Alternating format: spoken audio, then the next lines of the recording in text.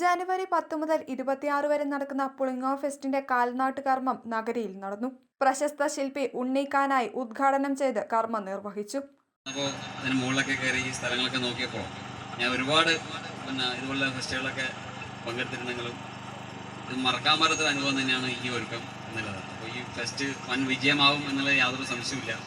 നമുക്കറിയാം, നമ്മളെ മലയാളികൾ ഈ ആഘോഷങ്ങൾ ഇപ്പോൾ ഈ അടുത്ത കാലത്തായി കുറച്ച് കൂടുതലായി കണ്ടുവരുന്നുണ്ട് അല്ലേ. ഇപ്പോൾ ഏറ്റവും നല്ലൊരു ആഘോഷിക്കാൻ പറ്റുന്നൊരു മാസം ഡിസംബർ ജനുവരി മാസമാണ്. ആ മാസം തന്നെയാണ് ഇപ്പോൾ ഇവിടെ ഇതുപോലുള്ള ഒരുക്കങ്ങൾ നടക്കുന്നത്. രണ്ട് പ്രളയവും കോവിഡും അതിനുശേഷം നമ്മുടെ മലയാളി മനസ്സുകളുടെ ഇടയിൽ ആഘോഷങ്ങൾക്ക് കുറച്ചുകൂടി എന്താ പറയുക ഒരു ഊർജ്ജസ്വലത കണ്ടുവരുന്നുണ്ട്. അപ്പോൾ അതിൻ്റെ ഭാഗമായി ഈ മലയോര മേഖലയിലും ഈ പുളിങ്ങോ മേഖലയിലും ഇതിൻ്റെ ഒരുക്കങ്ങൾ നടന്ന സംഘാടകരെ എത്ര അഭിനന്ദിച്ചാലും മതിയാവില്ല.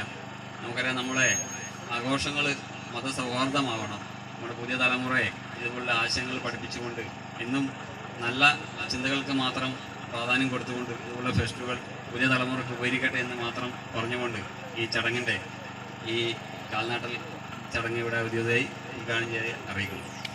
വാർഡ് മെമ്പർ CBM തോമസ് അധ്യക്ഷനായി. സിനിമാ സംവിധായകൻ മനോജ് കാന ദീപം തെളിയിച്ചു.